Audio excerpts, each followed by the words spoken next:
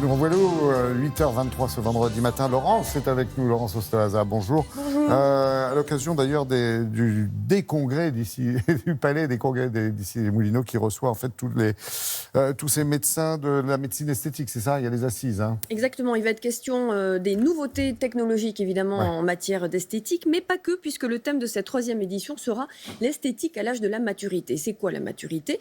C'est tout simplement les femmes à la ménopause, sachant qu'on qualifie de ménopause l'absence de règles depuis à peu près 1 an. Le signal visible sur la peau et sur le corps de la ménopause, ce sont les muscles qui s'affaiblissent, la peau qui se relâche, il y a aussi l'humeur qui est moins bonne, et un gros impact de la ménopause sur la peau. On sait que, par exemple, 5 ans après le début de la ménopause, en raison de la chute hormonale, la peau perd 20% de son épaisseur, ce qui est quand même en 5 ans de durée de ménopause. C'est la raison pour laquelle l'esthétique à l'âge de la maturité peut passer par des supplémentations hormonales, œstrogènes, progestérone, les hormones femelles. Et le professeur Jean-Paul Méningot, qui est chirurgien plasticien à l'hôpital Henri Mondor de Créteil, a créé en France le diplôme universitaire de médecine anti-âge. Et pour lui, la prise en charge du vieillissement de la femme, en l'occurrence, n'est pas qu'une affaire de rites, de chirurgie esthétique et d'injection. Il est global et on aborde le vieillissement esthétique chez la femme en évoquant bien sûr son état hormonal. Regardez.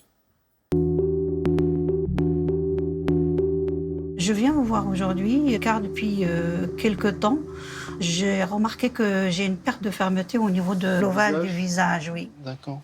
Est-ce que je peux vous montrer? Oui, vous pouvez me montrer juste un instant. Ok, très voilà, bien. c'est à ce niveau-là. Vous ne prenez pas de traitement hormonal substitutif? Non.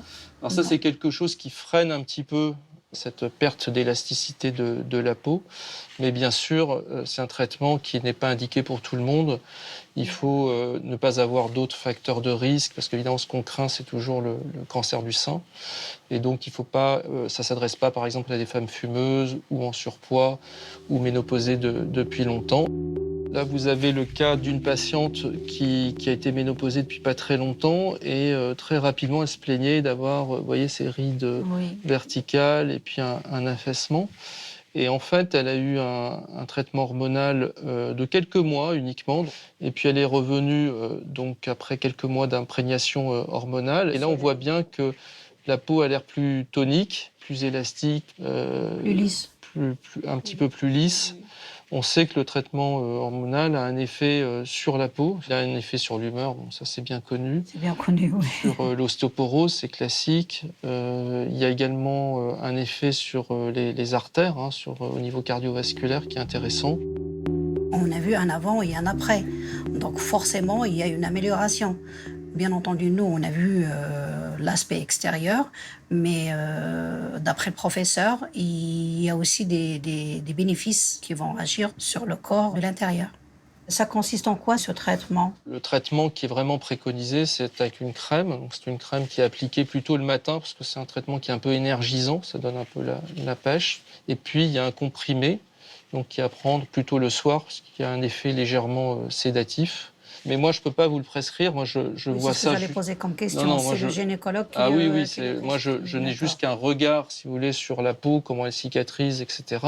Je ne serais pas du tout dans mon rôle de faire ça, puisqu'il faut, encore une fois, un examen gynécologique. Et ce n'est pas moi qui vais vous faire ça. Moi, je vous vois uniquement comme spécialiste de la chirurgie plastique et esthétique.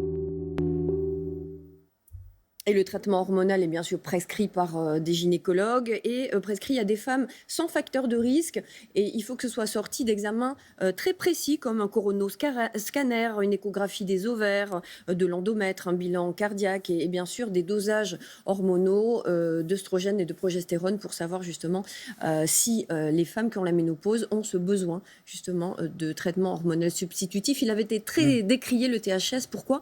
Parce que non seulement les hormones n'étaient pas naturelles, elles n'étaient pas bioidentiques, comme on dit, mais en plus, les traitements étaient surdosés, ce qui n'est plus le cas aujourd'hui. Merci beaucoup, Laurence.